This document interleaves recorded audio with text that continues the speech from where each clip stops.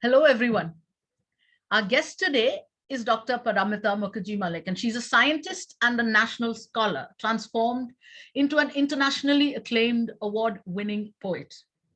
She has written a total of 8 books. Her poems have been translated into 39 languages and is widely published in national and international journals and anthologies. Paramita is the president and initiator of the Mumbai chapter of the Intercultural Poetry and Performance Library. She passionately promotes peace poetry, indigenous poetry, multilingual poetry, and global poetry. She promotes fusion of poetry with other performing arts and uses poetry to promote awareness of climate change and conservation. Apart from numerous awards from Indian literary concerns, she has been blessed with the Gold Rose Award from MS Productions, Buenos Aires, Argentina, for the promotion of literature and culture. Paramita is also the cultural convener and literary coordinator of the International Society for Intercultural Studies and Research. Padma Shri Anup Jalota sang an English song for the first time ever in his career, based on Paramita's poem, Love Grows. A video of the same name with her recitation and Anupji's song was released by Tips volume in YouTube in February this year. It's trending now. Paramita was also featured as a perfect woman in the May issue of a magazine of the same name. A few days ago, she was one of the recipients of the prestigious Panorama International Literature Award 2022, given by the World Capital Foundation, Greece. Welcome, Paramita. Pleasure to have you on the show. Thank you so much, Anita. I'm so happy to be in this show. I'm really, very, very happy and delighted to come here. Yes. Thank you. So, Paramita, tell us a little about yourself. Where are you based and what are some of the activities you're involved in? I am based in Mumbai, India, and I am, like Anita told all of you, that I am basically a scientist with a PhD in genetic toxicology. And suddenly, quite late in my life, I suddenly got very passionate into poetry. But, I started writing a lot of poetry. And then when I published a book, I remember I became more and more passionate and attracted towards poetry. So that became a type of, junoon, you can say, a type of thing which really attracted me, made me happy. And then I began concentrating on poetry. And now, since, like Anita already told you, I have 2 forums under me, and also independently, I do a lot of poetry events. I do multilingual poetry events. I do peace poetry events. I do global poetry events, and I do indigenous poetry events. And the latest, the indigenous poetry events, I feel when I am doing these poetry events on these tribal languages, some of our tribal languages in India especially, they are gradually becoming, they are endangered and they are gradually becoming extinct. So when I am doing these poetry events, I feel that I can bring, and I'm trying to bring these types of languages, these peripheral languages, into the mainstream. And since poetry is, I feel, sometimes the mother of all languages, poetry is the mother of each language, if you see, because our epics, not only our Indian epics, even if you think about the Western epics, they were all poems. So poem is a kind of mother to every language. So when I am bringing up poems, when I'm promoting these poems, tribal poems, indigenous poems, I feel I am promoting their language, I'm promoting their culture and rituals. Absolutely. Now, the fascinating thing about you is that you're both a scientist and a poet, which stereotypically are 2 polar opposites, because as a scientist, one would think that you have a very precise, very detail oriented, very sort of a cause and effect kind of mindset, this plus this equals this kind of mindset. And as a poet, stereotypically, I mean, it's thought that poets are very creative, maverick, they think out of the box, they're completely abstract, they're very creative. So how do you, reconcile these 2 stereotypically polar opposites? It's very fascinating. So tell us. This is a wonderful question, and in many interviews people have asked me, and I find it I become very happy to answer this, because somewhere I have found a similarity between science and poetry. Now, when you see a child, we call them explorers, don't we? A child is just crawling. He or she doesn't know anything about this world. She is crawling and touching everything, tasting everything. So we call them explorers, baby explorers. And science is nothing but exploration, if you think. Even poets, similarly, poets are also explorers. They see some beautiful thing. They're seeing a cloud. They'll explore. What is the color of the cloud? Oh, the cloud is floating. Let me see. Are the birds flying in front of the clouds? They're also exploring. So somewhere I find this explorative mind. A scientist has an explorative mind. So does a poet. This explorative mind amalgamates a scientist and a poet. And when you were talking about this, when you were asking this question, you again said poets think out of the box. But Anita, scientists also think out of the box.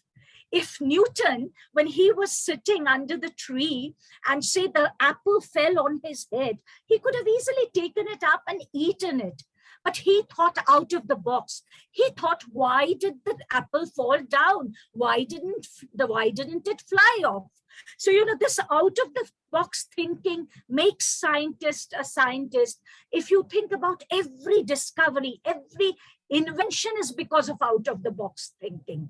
Like when Archimedes ran out from his bathtub screaming, Eureka, Eureka, that is, I found it. It's nothing but he had thought out of the box. He had thought out of the box. So this out of the box thinking is again something poets and scientists do. Another thing, curiosity. If you are not curious, you are a great poet, Anita, yourself, and you love writing and you have this lovely poem collection, you will know if we were not curious, we could never write, I think poets are very curious. Why? What did this happen? Even with our emotions, we are very curious. A sudden emotion erupts from your mind and we go deep into it. We are curious. Why did this happen? Why did this emotion come up in my mind? Isn't it very extraordinary? So curiosity again makes a scientist. And again, a poet is also very curious. And deep thought. We are very deep thinkers, Anita, you and me.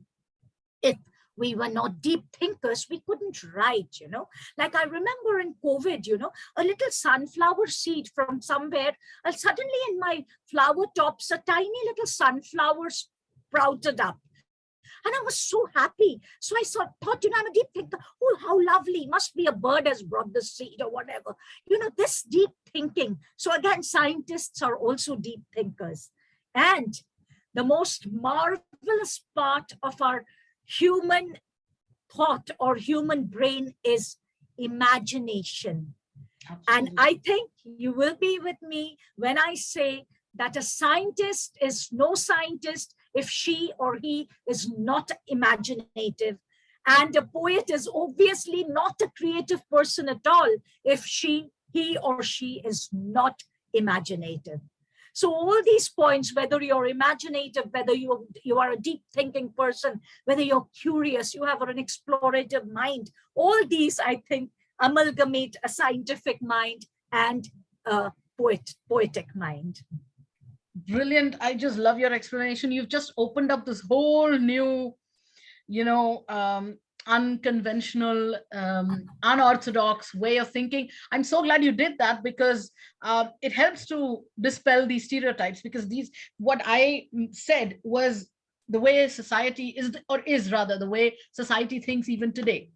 So when somebody in a scientific field takes up writing or takes up writing poems or writing short stories or books, it comes across as jarring to a lot of people, because he or she is a scientist. What's he doing writing? But then you've just helped put the puzzle together, and you've just connected the dots so beautifully. I mean, I love the explanation, and thank you for doing that. Thank you. Now, you mentioned in your first initially you mentioned that your poems. I mean, you spoke about tribal languages and the importance given to language. So, have you been interested in languages, especially the study of long forgotten or sort of underplayed languages? Have you been interested in that area, or is it something that just came about? So Naturally. let me come up with the secret of my life. My Hmm. father was a very famous anthropologist.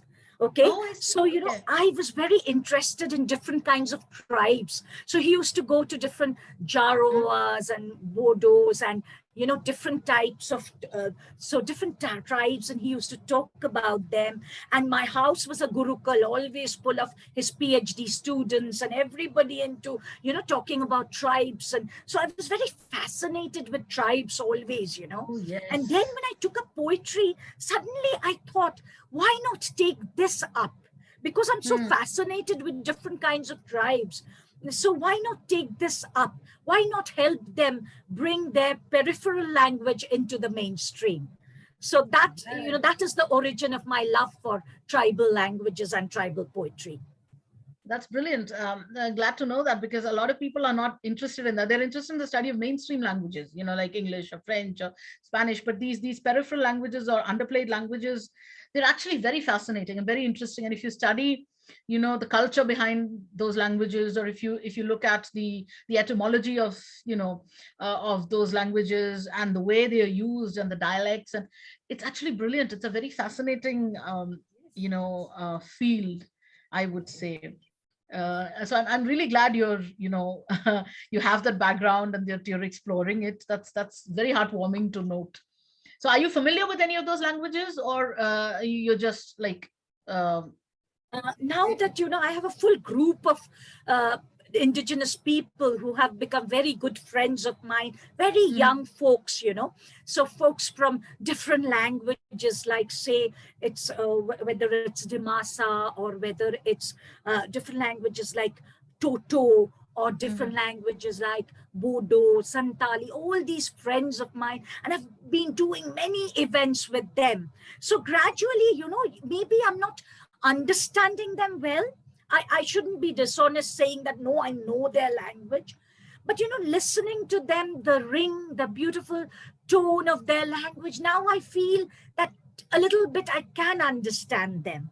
So, Mm. but I do not know them. To be very honest, no, I do not know them, know the languages as such. Language as such. But it's brilliant that you're pursuing that, and you have a lot of friends who speak these languages. Tell me something. Do you think these languages should be brought to the mainstream? Do you think that there should be a deeper study and a deeper exploration of these languages, so that with a view to bringing out the culture behind them, and with a view to better understanding the people who speak that language? Do you think that is needed, or do you think we have that in our system already, or what's your take on that?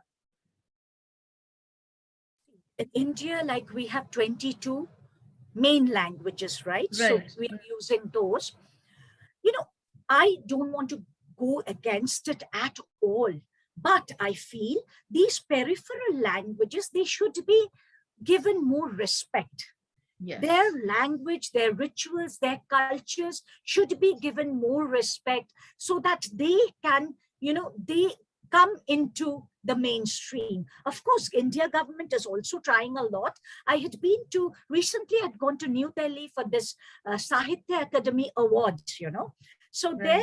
they had so many tribal language meetings, and they had brought up these tribal young folks reading their poetry, talking about themselves. So government is also doing a lot to bring these peripheral languages into the mainstream. So, but if people like us who are into creativity, who are into literature and know a little bit of science also, if we help out, I think it will help these indigenous people a lot.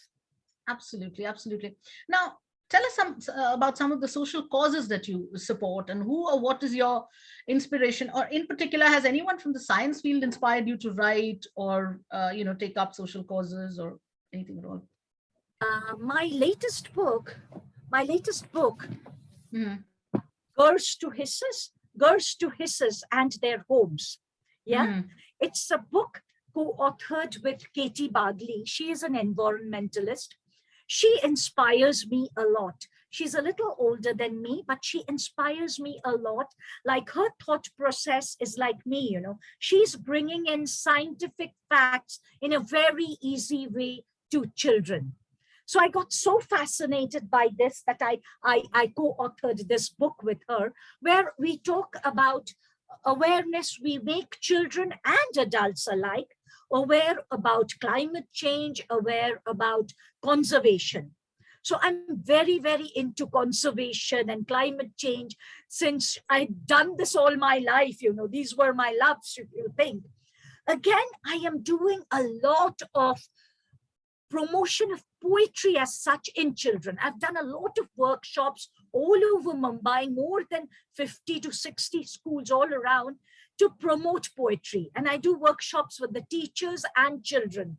You know, so how to appreciate poetry, how to write poetry, how to love poetry. Like this Saturday in the Nehru Center, I have a program, you know, just this, like to how to appreciate and write poetry. So it's like that. So I'm very passionate about promoting poetry as such, and like poetry, and promoting climate change poetry, promoting conservation through poetry. And like I before said, indigenous languages also through poetry. And my other passion is I do a lot of peace poetry. I call myself an advocate of peace because I do a lot of, I write a lot of peace poetry, and I do a lot of events of peace poetry. I remember just before the COVID, in 2020 January, excuse me, I had a gathering. I did this individually, not under any forum. I brought a gathering of 50 poets, multilingual poets, talking about peace. You know, so it's like that. Again, in 2019, there was this World Poetry Festival where 160 countries all over the world, I coordinated this peace program in Mumbai, whereas that very day in June, I remember 2019, 160 countries all around the world were reading peace poetry together. So that makes me very happy that maybe a tiny bit, maybe I am a grain of sand in a sand beach, but I am trying to bring peace through my own words and through organizing such events where everybody in different languages is talking about peace. And like they say, dialogue starts a revolution. Dialogue starts a revolution. So I think that my peace efforts, maybe it's a tiny bit, a drop, but I am there. I'm doing my bit. You know, what comes across when I speak to you is so much optimism and so much positivity. You know, I love the way you say, you know, that it may be a small bit, it may be a tiny bit, but, you know, I'd like to think that I'm doing my part. Or, you know, today the thing is, very few people think like that. They all think, you know, what is an individual going to do? Even if I do something, you know, others have to also pitch in. Otherwise, there's no change, you know, nothing will be done. No change is going to happen. So in a world where everyone's thinking that way, it's refreshing to see that you're thinking this way, that it's, you know, it may be a tiny bit, but I'm contributing my might to, you know, the cause. So lovely. It's you know, so much optimism and so much positivity, you know, comes through, you know, talking to you and, you know, interacting with you. That's lovely.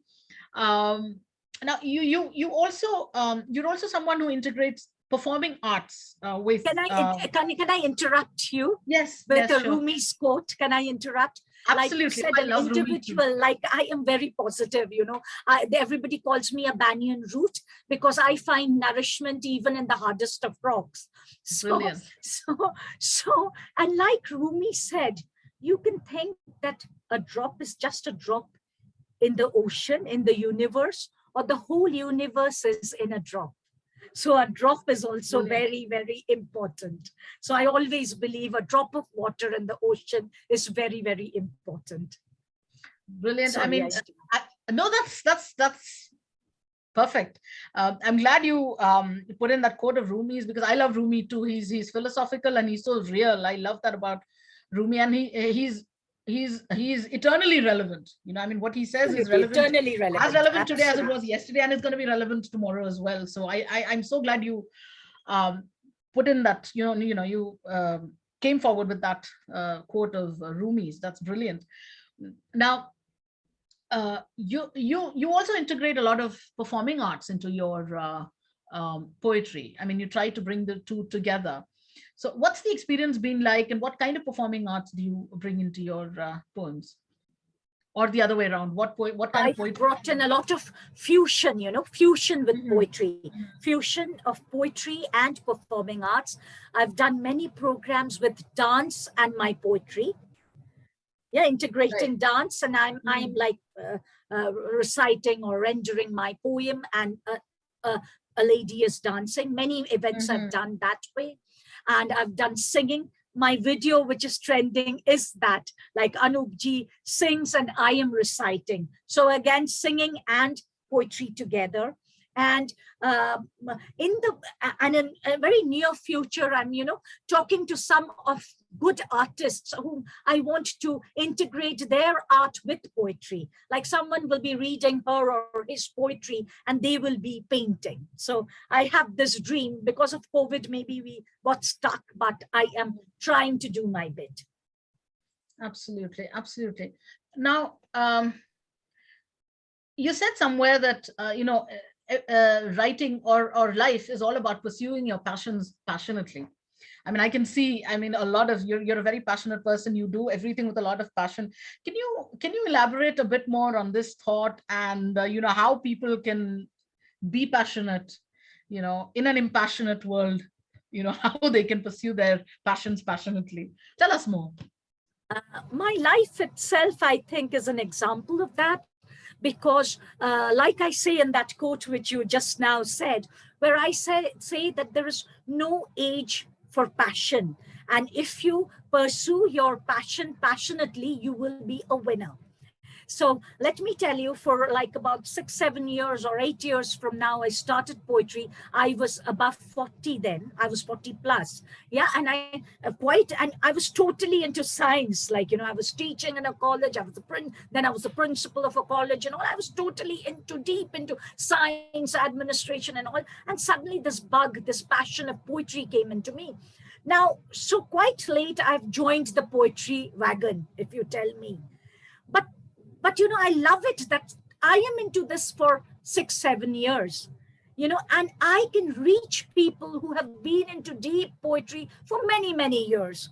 And I can, like, I am a little bit respected like them who are into poetry for say 30 years 40 years now. So I feel maybe my passion was so much for these 6 7 years, last 6 7 years, that I had reached. I don't want to reach anywhere or arrive anywhere. I just want to be a happy person promoting things. But I feel lovely when, like say, somebody has invited me as a guest of honor, and another poet who has been into poetry for 30 years. And I'm into poetry for 6 to 7 years, but I am on the same stage, So I feel quite contented. I feel quite content and happy that this passion has made me, maybe, see, from a different field I've come into this, but passion has only helped me. So, and Absolutely. passion is something, it comes from within. Passion is something which makes you happy. So everybody, I feel, must have a passion. Not talking about poetry alone, everybody must have a passion in their life which makes them happy. Maybe somebody has a stitching passion, maybe somebody cooking, maybe somebody even gossiping. Let it be a passion, as bad as gossiping. But believe me, I do gossip at times. But let it be a passion. But, don't bring in that negative space, what I'm talking about. Don't crib about anything. I believe that I have never cribbed in my life, and until the end of my life, I pray to God that I never crib in my life. I couldn't do this, I couldn't do that. Whatever I want, I work very very hard for it, and that is called passion. Absolutely. And passion actually makes you positive. It makes you want to live. It makes you want to do things. Absolutely, yes. Because a lot of people today, they are so caught up in their lives. Like you said, initially you were caught up in a lot of, your work and your career. So that's what happens with most people. They're caught up in so much in their work and their, in making their lives comfortable and making people around them comfortable. So they forget to pursue their passions, or they sometimes they don't even know what their passions are, what they're interested in or what they'd like to do. So it's very it's encouraging to note that you're trying to sort of push people to look into themselves and see what their passion is, or see what they're interested in, and pursue that, even amidst a busy career or a busy life schedule. It's amazing that you're encouraging people to do that, and that's wonderful, and that's, believe me, that's reflected in you. So that passion, that where the way you speak, the way you write, I can see that comes from within you. So it's very heartwarming. Congratulations on doing what you're doing. If I may So, interrupt you again, Anita, for the audience, I want to say, don't do not only its passion, I have a passion for everything. I remember when my child, she was growing, I was passionate about her growing. I was passionate about her development, like I right. tried my best to make her the best. Best, not in awards or anything, the best human mind, So I'm passionate in everything I do. Even if I dress up, I feel I should be passionate about that moment, should be for my dressing up. It's like that. Everything, Brilliant, my brilliant. books should be something which people will see. It's something should be out of the box. So I've put in passion to everything I do in life. And like, Right. I don't like cooking much, but if I ever cook, I feel I should cook passionately, to bring out the best in me. It's like that. Yes, yes, absolutely. It's about doing what you do well, Well, being exactly, passionate about it exactly. and doing it well, Yes, whether you like yes, it or not. It's, you do something, you do it well. yes, absolutely. Absolutely. I completely agree with you. Now, Padma Shri Anup Jalota, like we said, he recently sang an English song based on one of your poems. Right. I saw the YouTube video of that, and that's amazing. And it's trending now. It's viral. It's an amazing poem. For the sake of our viewers, can you recite that poem for us? That Sure, would be sure, lovely. sure. Lovely, lovely. It's from my book, Life, a collection of poems. And this poem, like you requested me, Love Grows. When life passes by and by, when you want to leap and reach the sky, when you first fall in love, it is mere attraction, not the deep-rooted love.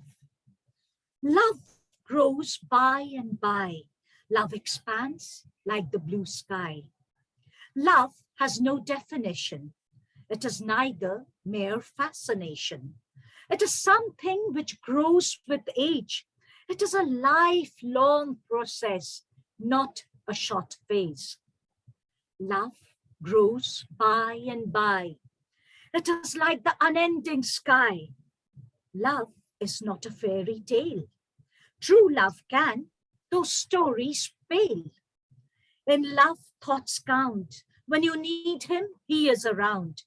It's nice to know that love is around. It's nice to know in love you abound. The joy of a life encompassed in love has no end. Life ends, but love never ends. Thank So you. that's amazing, and that's so touching, because you've beautifully brought out the different facets of love, and how love only grows. You give love and love grows. It never dies. You give it, you get it back. You give it, you get it back. I love the way you've written it. I love the way you've tried to rhyme the lines as well. I mean, you written like a true poet, actually. I mean, uh, I am completely inspired and moved by your poems, because you've written like a genuine poet. You've written like a true poet, like the poets of old that we've all learnt about or we've heard of. You've written it so lyrically. You've expressed it so beautifully. Congratulations on the song being sung. I'm not surprised that Anupji decided to sing it. It's brilliant. Thank you for giving us that poem. You know, Thank you. Thank you. Thank you. right. It's been wonderful talking to you. It's been an amazing experience. You are truly inspirational. You motivate people. You bring out the best in people, and that's a wonderful quality to have. I am sure all our viewers, uh, you know, um, enjoyed, listening to you, and we would love to get to know you better. So thank you, Paramita, for taking the time to be with us and to share your thoughts and the poems with us. Thank you so much.